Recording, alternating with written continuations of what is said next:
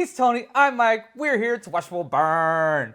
In this episode, episode 49, we're doing 1964 in Italy. Buongiorno. Buongiorno. 1967 here in the States. Buongiorno. A Fistful of Dollars.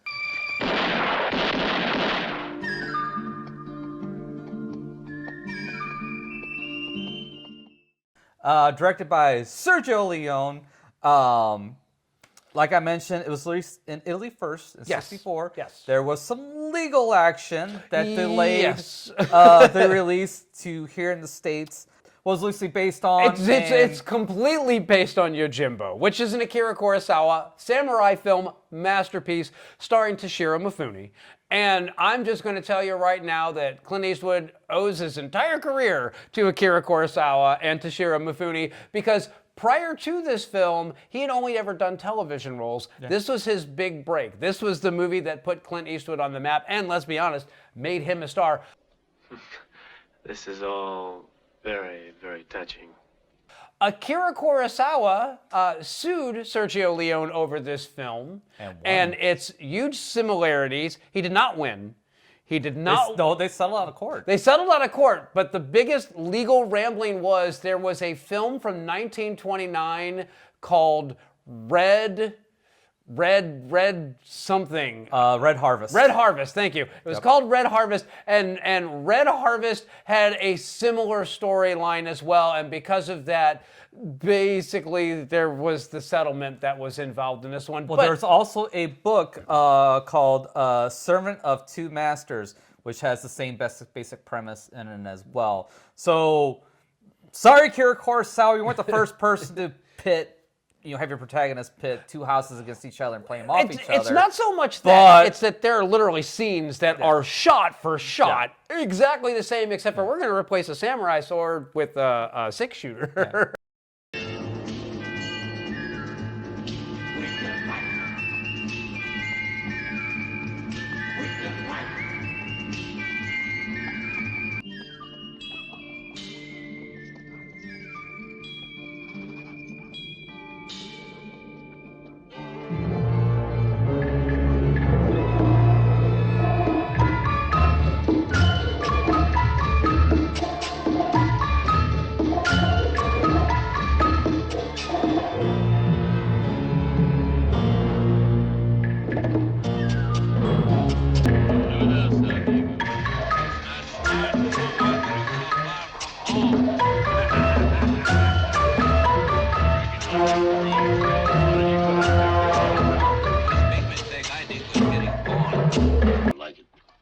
What's wrong with the place? Smart. We've had too many killings. You don't see the women? There's a lot of women that we like me.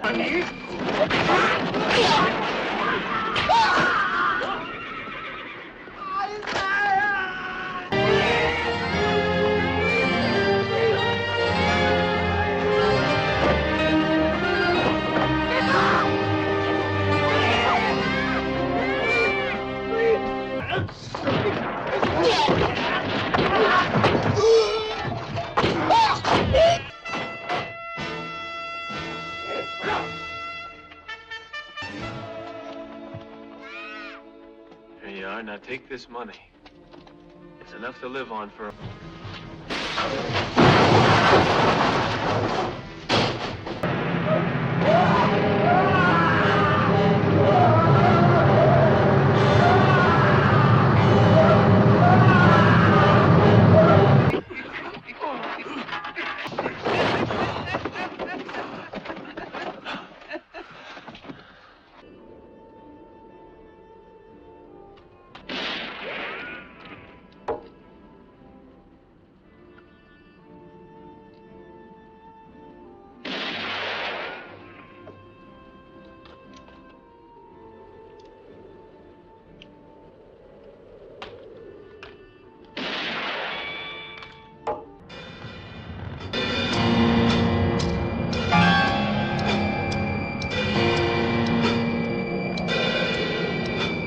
りこっちに来るんじゃねえ。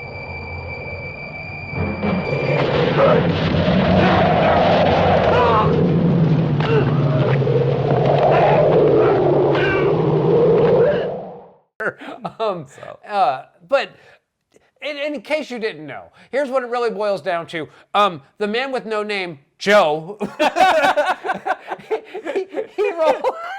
he rolls into town, San Miguel. Yeah. Well, hang on a second. Let's talk about the cast real quick. Let's talk about the cast real quick. We kind of skipped ahead here. So I'm going to make it super short and sweet because it's really for people that really matter. Starring Clint Eastwood as Joe. The man with no name. Marion Koch as Marisol. Gian Maria Valente. Thank you. As Ramon. Ramon Rojo. Thank you. This is my brother Ramon. I think I mentioned him. Everybody talks about Ramon. And Pepe Cavo as Salvatino. Salvatino. Yeah. Thank you. Yeah, I mean those are the only characters that really matter in this movie. Everybody else is just it's just gun fodder. There's the two families. You have the three brothers that are on the one family, and then you have the husband and wife that are the other family. And I think like they should count. So he'll throw their names up here. No, I won't. Okay, he won't throw their names up there. No, I won't because they don't fucking matter. Because you know what? I'll be honest with you. They mentioned the other family by name, and then you really only have like maybe a handful of interactions with. Yeah. Like, what's the name of the other family? It started with a B. I'm John Baxter, sheriff.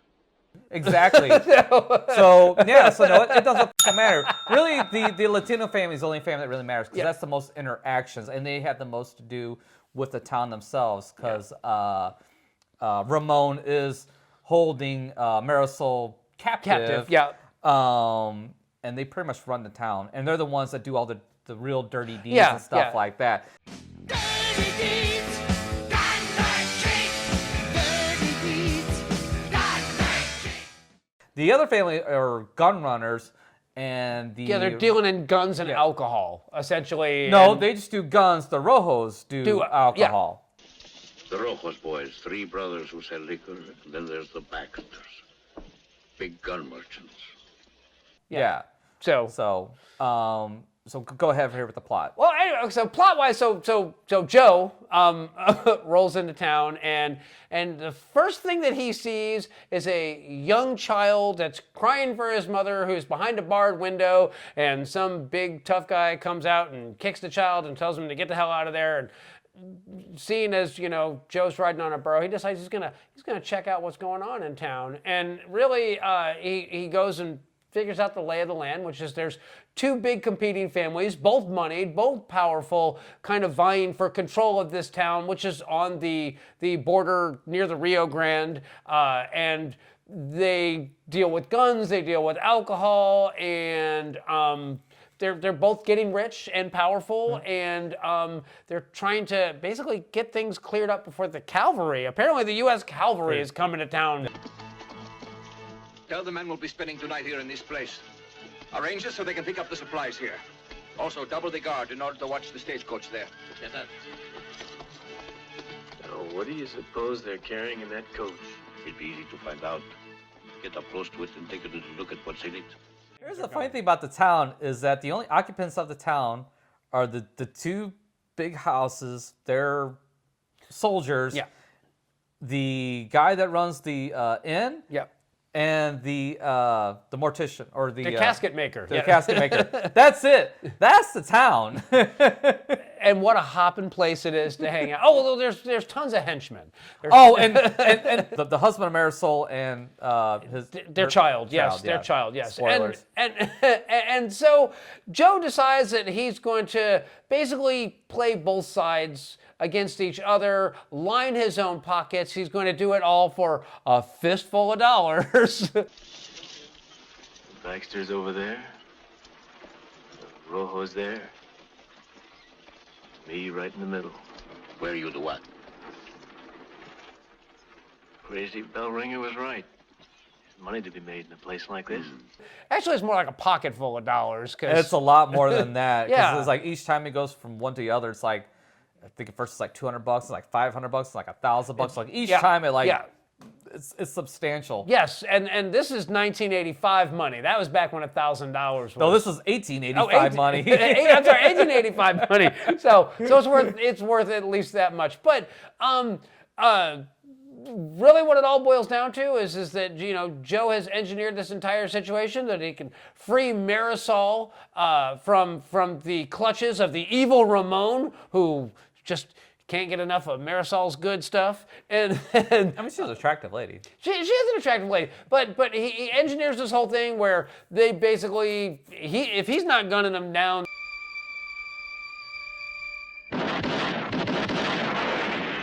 they're gunning each other down. And he gets Marisol free.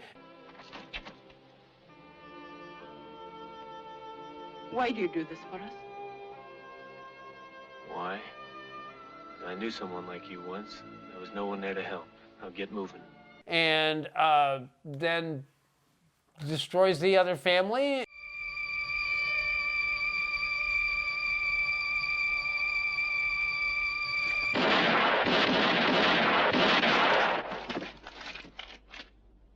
And then he's like, my work here is done, and he leaves town. The end. I don't know how granular you want to get with this until we start talking details here. Yeah, I mean, it's a simple story. I mean, like you said, there's Yeah. not really a whole lot to it. I guess really what it comes down to, I guess, is just the shooting style, and just how different of a Western this was compared to Yes. what you had Westerns here in the United States with your John Wayne and shit like that. Yeah. Are you longing to see a movie with good, clean fun? Do you like to watch a screen full of savage, bloodthirsty, rampaging Indians on the warpath? Does a tender story of family devotion get you right here? If you're my father, if you love me, you'll shoot him. Well, I'm your father, and I sure love you. So? This was Yes, this is a dramatically very different. Yes, in, yes. in style and tone and all that. And he was a very different kind of hero as well. He wasn't the Well, he wasn't- upright do-gooder who was there to save the town. He did what he did for his own reasons. Not only was this unlike any American Western that had been done, this was also commercially the first successful spaghetti Western, like hugely successful spaghetti Western. And like we had said, it did turn Clint Eastwood into a star. But it changed the tone of Westerns from this going forward, because the genre starts here and it continues all the way up until almost 1980. I think it's like 1978. And there was a fun fact on this one. Sergio Leone shot all three of the Man with No Name trilogy in Spain and Italy. He didn't actually shoot his first Western in the United States until he did Once Upon a Time in the West with Charles Bronson and Henry Fonda. Yeah. So I always thought that was fascinating, that this mythology of the Old West was being retold by an Italian man who wasn't even shooting anywhere near here. But Americans ate that shit up back in the day. Funny thing you should mention that, as Clint Eastwood wasn't the first choice. Actually, the first choice to play Joe who was? Peter Fonda, Okay. and second choice was Charles Bronson. Yeah, I'm going to say that I'm glad it wasn't Peter Fonda, because he could not have pulled it off no, like this. And I get Charles Bronson though, but Charles Bronson, he was a name back. Was this like before he did The Dirty Dozen and all that, or was this roughly the same time? I don't know. I'm not that big of a film buff to know those dates. He'll throw the dates up there, and we'll get to the bottom of this. We talked about Planet of the Vampires last time, and that's kind of what led to this. And it was basically how Italian cinema was really changing worldwide cinema, because they had a bunch of international hits, and they were basically making films to export to Western markets. And I know that there was actually, like, the first spaghetti Western was actually done in like 58. But this was the first one that like really blew up and was a big thing. 4.5 million in Italy alone. Wow. Yeah. Wow. Yeah. That's That's 1964 money. And then the funny thing is, like, a lot of people that, like, critics hated it in Italy. They didn't like it, but yet the audience loved it.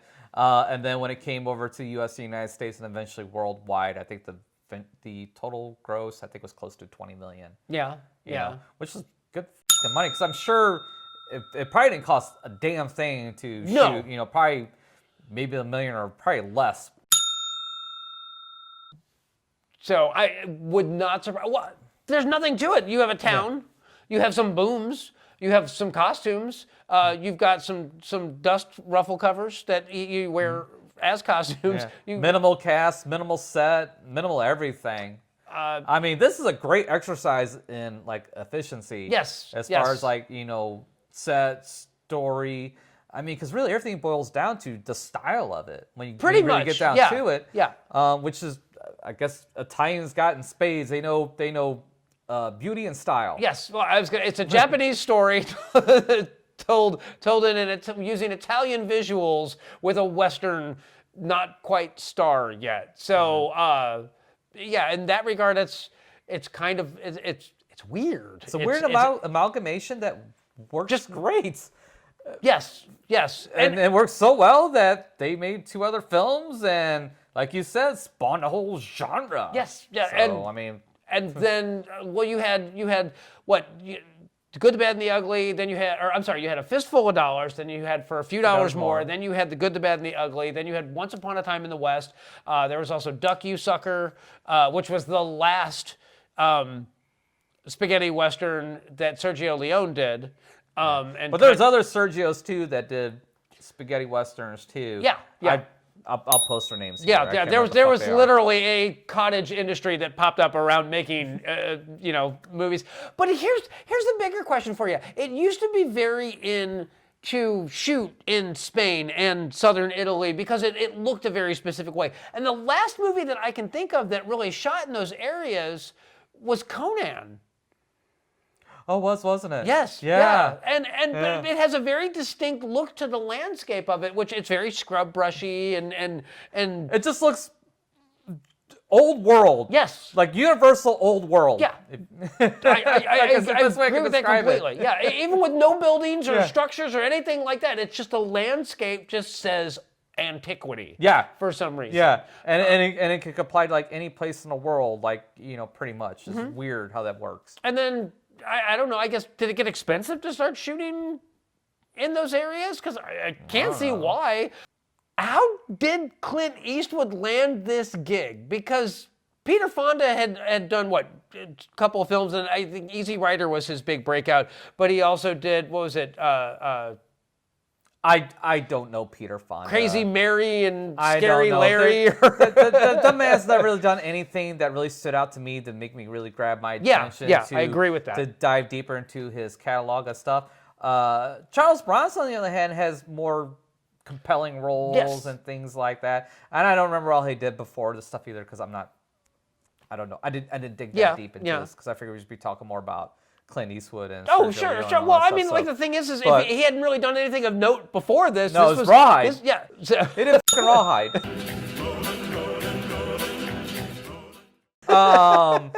I think I glossed over briefly how I think he was a recommendation from somebody. I think it was a recommendation from one of the other people that had been asked to play the part but had declined it. I think is how that came about. It just seems like you'd have to be pretty far down the list to take a gamble on somebody who'd done TV, and that was about it. So I guess his Rawhide appearance really was the selling point, because they could show how good he looked in a hat. You say that, but look. I mean, how many actors got their start doing TV and then transition to the big screen? Stuff like that. Well, I mean, isn't that far removed of a thing? I mean, not really. It's more common now than it was back then, because it used to be there was like this line in Hollywood that there's a TV star, which are the lesser stars, and then there is the movie stars, and those are the real deal right there. Yeah. Which, granted, TV was only around for like what maybe a decade prior to that. Late 40s, so 15 years. But there's real TV shows, like Leave It to Beaver and I Love Lucy and all that shit. That shit's been around that long. Yeah. You know. So, but Yeah, I was gonna say it's just Yeah, like I said, it because strikes again, me as odd. this is 1964. No. As I was going to say, it actually shows that Sergio Leone is a student of film. That he actually is a student of not just American cinema or even Italian cinema. That he's actually paying attention to foreign cinema, because as much as Yojimbo is kind of ubiquitous now, back then you had to go looking for Japanese films, and you sure as hell aren't going to find them in an American market at that point. But this is not the only Western that was ripped off. If you watch the beginning of The Magnificent Seven, they actually credit Akira Kurosawa that it was based on that one. So apparently samurai films, which has kind of become the new American mythology, it's basically samurai films just with a different wardrobe. But it makes sense. Yeah.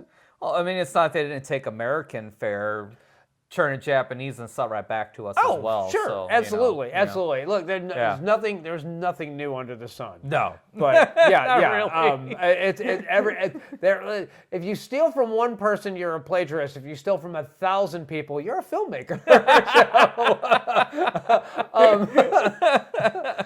I'm gonna confess, I have seen The Good, the Bad, and the Ugly. I have never seen For a Few Dollars More.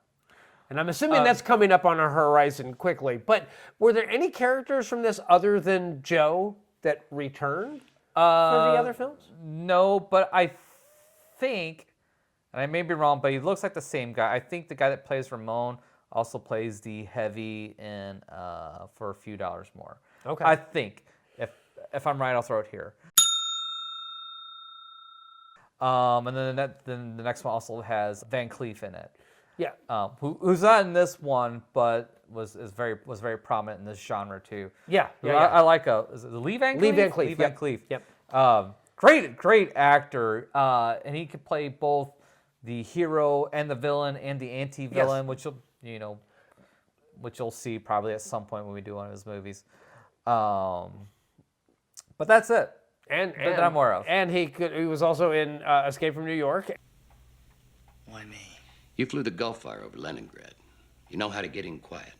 You're all I've got. I guess I go in one way or the other. Doesn't mean shit to me. Give me the paper. When you come out. Before. I told you I wasn't a fool, Buskin. Call me Snake. And Lee Van Cleef has had a long career. And it wound down on a sad note with Master Ninja, which MST3K did all of the Master Ninja. They were supposed to be TV episodes, but the TV show did not get picked up, so they released them during the VHS boom as the Master Ninja movies by combining a couple episodes and going, it's a movie now.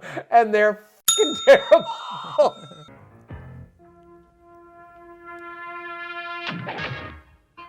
Why didn't he just kill him when he was watching him from the tree?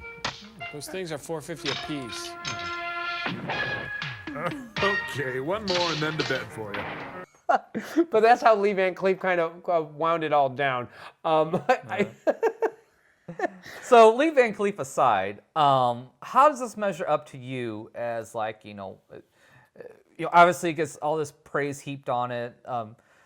Probably the good, the bad, and the ugly probably gets the most praise heaped on it. But as far as as a Western and culturally, does it hold up to the praise?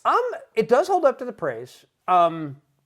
Visually, it's stunning, and this set the template for everything that kept after it. And what's weird is that this looks less like a John Ford Western or any of the movies that had John Wayne in them. The Man That Shot Liberty Valance and My Darling Clementine, all those old school Westerns. This looks nothing like those, but it does look an awful lot like Dario Argento's films. And I was like... Or the other way around. Well, they're roughly at the same time. Yeah, they're roughly at the same time. 65, 64. Italian cinema just has a look to it, and it is this use of light and shade and this richness of color. They weren't afraid of color. They didn't make everything muted earth tones, or a gentle just bathe everything in color. Yeah, everything. and shadow. Yeah. I mean, that's, I think, probably the most striking thing about this is that when you see the stuff that's shot, I mean, there's obviously some day for night stuff that they shot during daytime and they cranked up the darkness levels to make it look like it was evening. But when you see like the shots where it has the super dramatic lighting, you didn't see that level of contrast, for lack of a better word. The fact that they used a visual medium visually.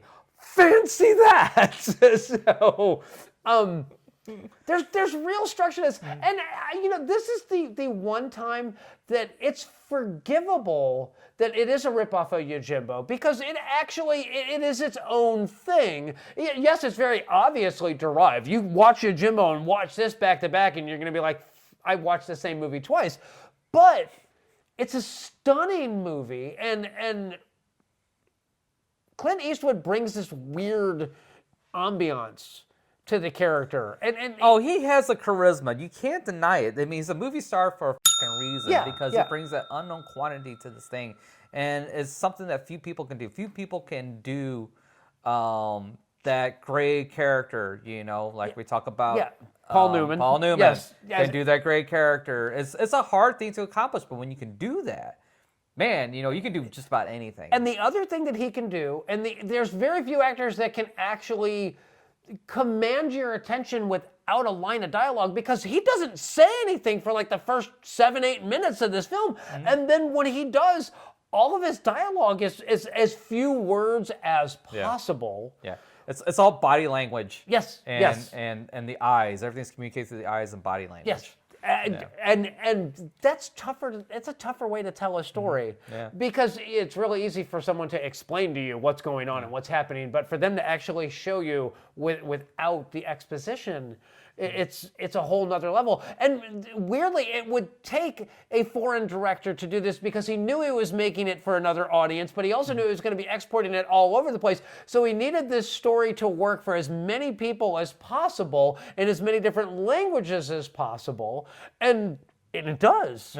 And it does have the Italian film trope where they very obviously shot everybody in their native language, and then they overdubbed it in whatever language was actually being released in. And in this particular case, it's all English. But you can tell that Ramon is not speaking English when you watch his mouth versus what he's saying.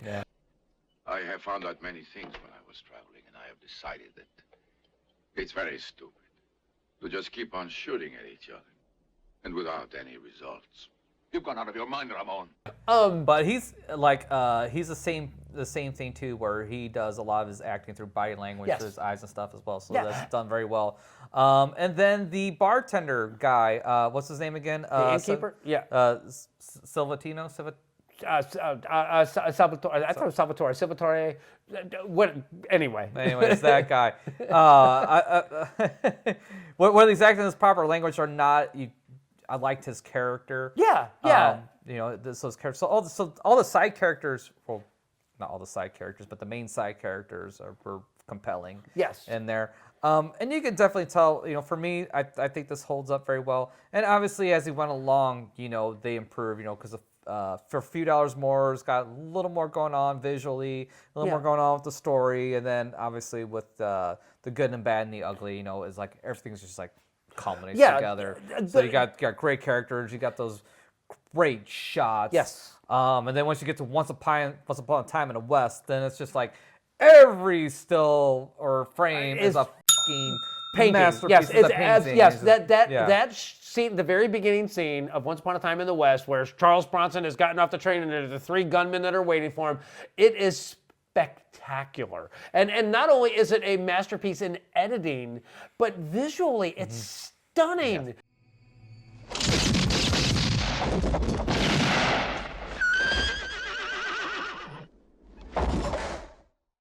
And this, you can see the template is set here on that one. No two ways about it.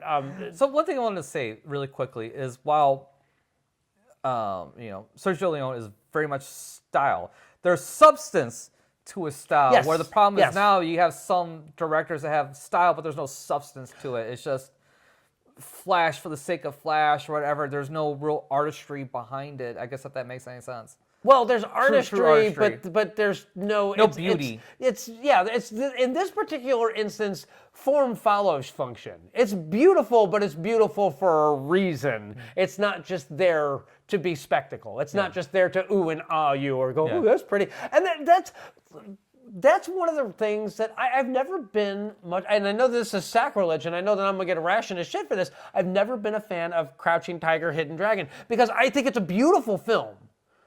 But the story just doesn't land for me. And there are so many other Asian films that I think are every bit as beautiful as that, but have better narrative. But I will say this.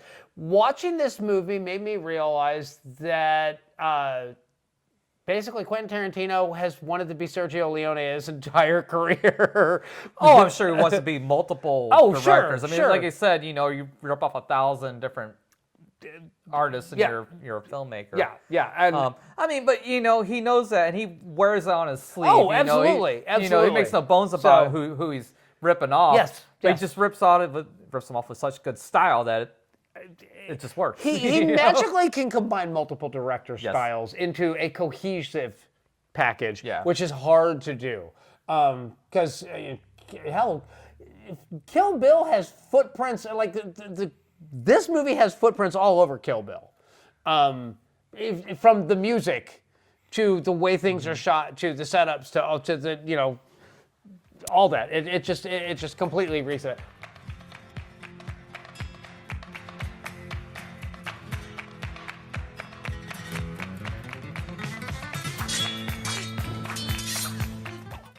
So music was by how you pronounce his name? Enrico Morricone. Yeah, music by Enrico Morricone. Yeah. Credit is Dan Savio for whatever reasons. It doesn't matter. I guess he did all three of the Dollars movies. Yeah. So he did The Hateful Eight. Did he actually do that? Was that yes. just? The soundtrack for The Hateful Eight was an Enrico Morricone soundtrack, and That was an original. I don't think it was original. I think it was just repurposed. I think it was repurposed. I think it was a soundtrack that had been written for another film, and then Enrico Morricone died, and then Quentin Tarantino was like, "I got money. I'll buy that one." What are you looking up over there, production assistant? I was looking up the Hateful Eight soundtrack. Oh, it is done by Ennio Morricone, but it is also the first soundtrack he actually composed in like 30 years. So he actually did write original for it. He wrote 50 minutes of original music. The last thing he did was in 1987, and that was the first thing he did since Buddy Goes West. And that is why we have an amazing production assistant. I mean, the music in this one is not as, I don't think it's as impactful as it is in the later movies.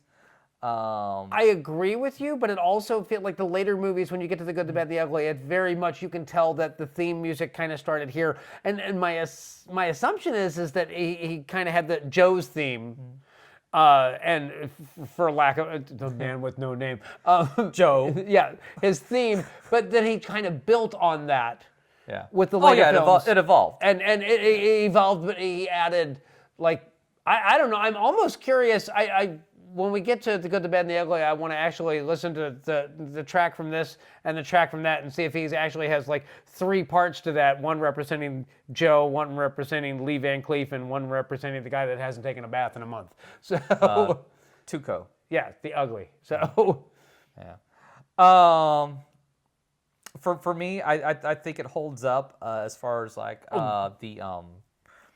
the praise and all that stuff. This movie is I think timeless. Yeah, and I think all three movies are timeless. And I do think they get better as they go along. So I mean, for me, it's a recommend all day long. It's a buy. Yeah, absolutely. Yeah, if you don't have this in your movie collection, you're not a film buff. I mean, I confess, I've never seen the second film, but somehow we own this one and we own The Good, the Bad, and the Ugly. So funny how that works. I guess you should have just wait for the box set. But but there you are. So obviously it's a recommend for you. What else do we need to talk about? So we've been talking about this movie for quite a while now. I don't know. Oh, wait. I do have one interesting thing for you if you want to talk about. Absolutely. Just Go. a trivia fact. So the idea of the Man with No Name was not a Sergio Leone idea. That was a United Artists idea. That was never the intended name or even the intended alias of the character. Yeah. But that's also the reason why in all 3 films he has a different name. In the first film he has Joe, and in the second film he is Manco, and in the third film he is Blondie. Oh, well, there you go. No So name technically, was all United Artists. he's the man. Sergio. He's the man with 3 names. But the marketing team at United Artists was all like, no. They're all aliases. He doesn't have a name. I'm going to go with Giuseppe. It's a good, strong Italian name. I think, yeah, Giuseppe Marcone. I'm going with Jeff. Mexican Americans are named Chata and Chela and Chema and have a son-in-law named Jeff. So my question for you, Tony, then is, what are we watching next? Next, we're going back, but not really. We are going to watch the forgotten Francis Ford Coppola film, the one that no one seems to want to talk about. Everybody wants to talk about Apocalypse Now, and they want to talk about The Godfather. Well, I want to talk about The Outsiders. Oh, so I like The Outsiders. And so we're going to watch the spoilers. Yes, well, we're going to watch the kickoff of about a dozen major stars in one film, and there's actually been a director's cut of this that's been released, so I want to watch that actual version of it because I've seen the theatrical one. But yeah, I want to talk about that one. I want to dig in with that. Well, I'm down with that. Right. So that will be episode 50. We will catch you next time.